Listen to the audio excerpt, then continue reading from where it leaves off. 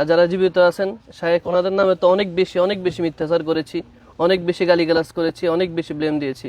ওনাদের কাছে আমি তো ক্ষমা চাই। না না এইগুলো এইগুলো এইগুলো কোনো বিষয় না। আমি যাকে বলি, যাদেরকে বলি তাদের জন্য আমি দোয়া করি। মুফতি মারুফ কাসেমি এখন নির্যাতনের শিকার। দেখুন আল্লাহর রহমতটা কেমন একটু চিন্তা করুন, যে আগের বুঝটা তিনি আহলে হাদিস আলেমদেরকে নিয়ে বা বড় বড় বিদ্বানদেরকে নিয়ে অনেক কথা বলেছেন। আজকে তার বুঝটা সংশোধন হওয়ার কারণে তিনি আমাদের কাছে আসছেন। আলহামদুলিল্লাহ, আজকে খুতবা শুনছেন এখানে। আমি তো হতবাক, খুতবার সময় জানতে পারিনি, পরেও জানতে পারিনি। আমি যখন বের হচ্ছে এখান থেকে তখন এক ভাই গিয়ে বলছেন যে মুফতি মারুফ কাসেমি আসছেন। তো প্রথম বুঝতে পারে যে এখানে আসছেন এমনটা, আমার সাথে দেখা করতে চাই। তো সাথে সাথে আরেকটু এগিয়ে গেলাম, তখন বলছেন না এখানে আসছেন। তো দেখে কথা বললাম, একসঙ্গে খাওয়া দাওয়া করলাম। তো মনে করলাম যে আপনাদের সাথে কথা বলার জরুরি। আগের যে বিষয়গুলো হয়েছে আমি যেটা বলি, আল্লাহ রাব্বুল আলামিন বলছেন ফামান তাবা ওয়া আমানা ওয়া আমিলা আমালান সলিহা ফাউলাইকা ইউবাদদিলুল্লাহু সাইয়্যাতিহিম হাসানাত।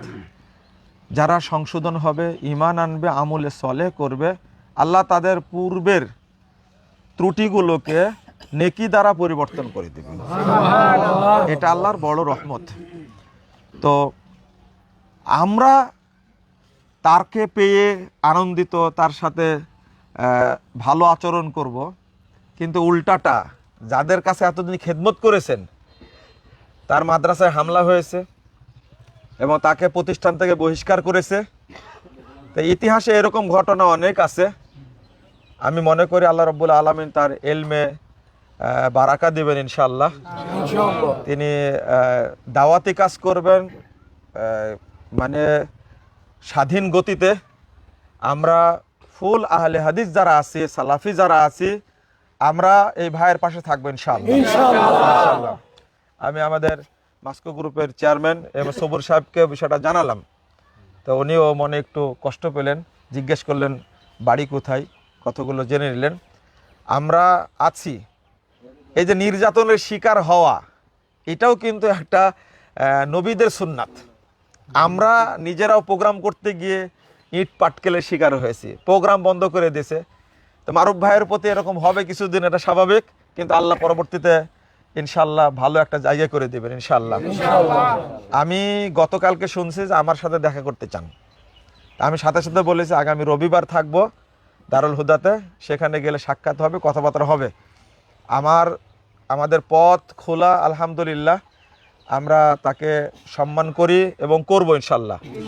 যারা আলেম তাদের ব্যাপারে আমাদের শ্রদ্ধা আছে এবং থাকবে ইনশাল্লাহ। আর যারা আমার আলোচনাটা শুনছেন, বাংলাদেশের যেখানেই যাবে আমাদের মারুফ ভাই, সেখানে তার নিরাপত্তা দেওয়ার দায়িত্ব আপনাদের। প্রথমত আল্লাহর কাছে দোয়া, আল্লাহর কাছে রহমত চাই, আল্লাহর কাছে নিরাপত্তা চাই। যারাই কোরআন এবং সুন্নাহর ছায়াতলে আসবে, সালাফি মানহাজ গ্রহণ করবে, আল্লাহ তুমি তাদেরকে তোমার পক্ষ থেকে নিরাপত্তা দান করো। আর হেদায়েত এমন একটা জিনিস, সর্বশ্রেষ্ঠ নিয়ামত হলো কি? সর্বশ্রেষ্ঠ নিয়ামত। ইহদিনাস সিরাতাল মুস্তাকিম। যত দোয়া আছে তার মধ্যে শ্রেষ্ঠ দোয়া হলো ইহদিনাস সিরাতাল মুস্তাকিম সিরাতাল্লাযীনা আনআমতা আলাইহিম। এই যে আমরা সালাফদের পথে চলি আর মানুষকে বলি আপনারা সালাফদের পথে চলেন, আপনারা সিরাতুল মুস্তাকিমে চলেন এবং দলিল ভিত্তিক আমল করেন। তো আমি কথা বেশি বাড়াতে চাচ্ছি না, আমি এতটুকুই বলবো যে আমাদের ভাই, আমরা তাদের সাথে চলবো, তাকে সহযোগিতা করব। বাংলাদেশে যে যতই চেষ্টা করুক না কেন, এই দাওয়াতকে কিয়ামত পর্যন্ত কেউ আটকে রাখতে পারবে না ইনশাআল্লাহ, ইনশাআল্লাহ, ইনশাআল্লাহ। তবে আজকের এই সালাফি কনফারেন্সের একটা বড় ব্যাপার যে এখানে মারুফ ভাই আসছেন, আমার সাথে যোগাযোগ করে আসেনি। তবে দেখা হওয়ার পরে আমি তার সাথে কৌশল বিনিময় করেছি, একসঙ্গে খাওয়া দাওয়া করেছি, আবার এখানে আসলাম আপনাদের সাথে কথা বলার জন্য। তো আপনি কি 1 মিনিট কথা বলবেন? আচ্ছা বলেন। জাযাকুমুল্লাহ খায়রান। আপনারা শুনলেন তো আমার কথা? সারা বাংলাদেশে ভাইয়েরা অত্যাচারিত হচ্ছে আমাদের কথাগুলো শোনার কারণে, লেখনী পড়ার কারণে। আপনি কি বলেন? আজকে মনে হচ্ছে যে মারুফ ভাই শুধু বলেছেন যে আমি আকীদা সংশোধন করলাম, আমি সালাফি আকীদা গ্রহণ করলাম, এই কথা বলার কারণে অত্যাচার। আল্লামা দেলাওয়ার হোসেন সাঈদীর কথা কি আমরা ভুলে গেছি?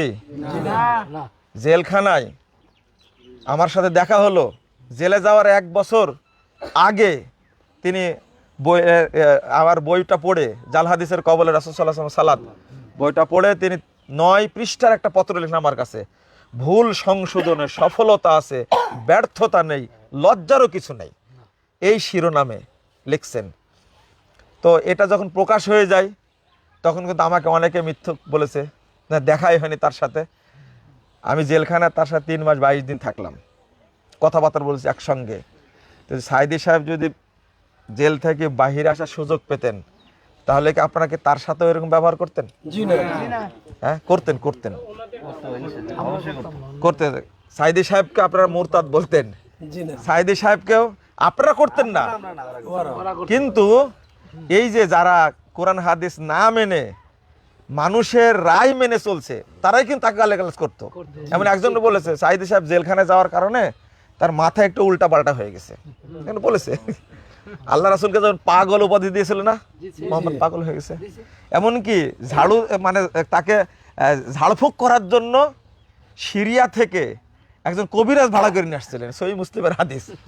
কবিরাজও শেষ পর্যন্ত কি হয়ে গেল? মুসলিম হয়ে গেল। আলহামদুলিল্লাহ।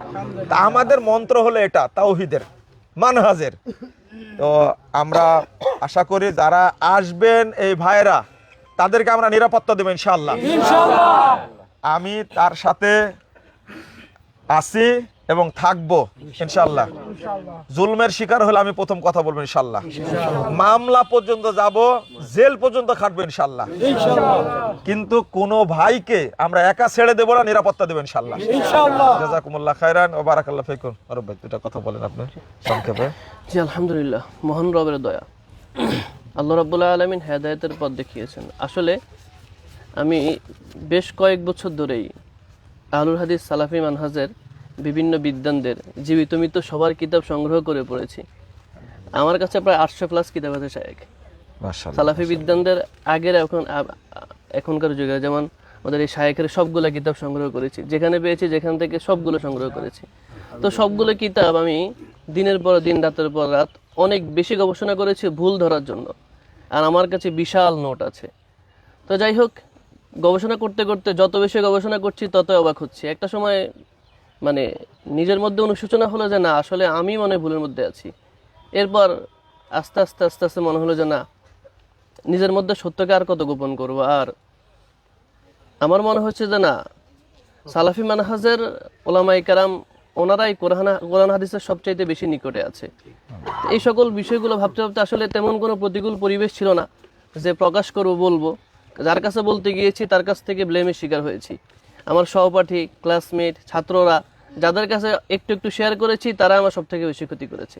এখন সব দিক থেকে আমাকে কোণঠাসা করেছে। যাই হোক, আমার আসলে চাওয়ার মতো কিছু নেই, জাস্ট আপনাদের কাছে একটু দোয়া চাই, ভালোবাসা চাই, এতটুকু। আর বিদ্বান যারা রয়েছেন, যারা চলে গেছেন, তাদের নাম ধরেও তো অনেক অনেক বিদ্রূপ মন্তব্য করেছি। আল্লাহ রাব্বুল আলামিনের কাছে ক্ষমা চাই। আর যারা জীবিত আছেন শায়েখ, ওনাদের নামে তো অনেক বেশি মিথ্যাচার করেছি, অনেক বেশি গালিগালাজ করেছি, অনেক বেশি ব্লেম দিয়েছি। ওনাদের কাছে আমি তো ক্ষমা চাই। এইগুলো কোনো বিষয় না। আমি যাদেরকে বলি তাদের জন্য আমি দোয়া করি, আমি হেদায়েতের দোয়াটা বেশি করি আর কি। তো ঠিক আছে, শুকরিয়া। আমার সাথে এখন কথাবার্তা হবে। যে কোনো সমস্যা যাই হোক না কেন আমরা পাশে থাকবো ইনশাআল্লাহ।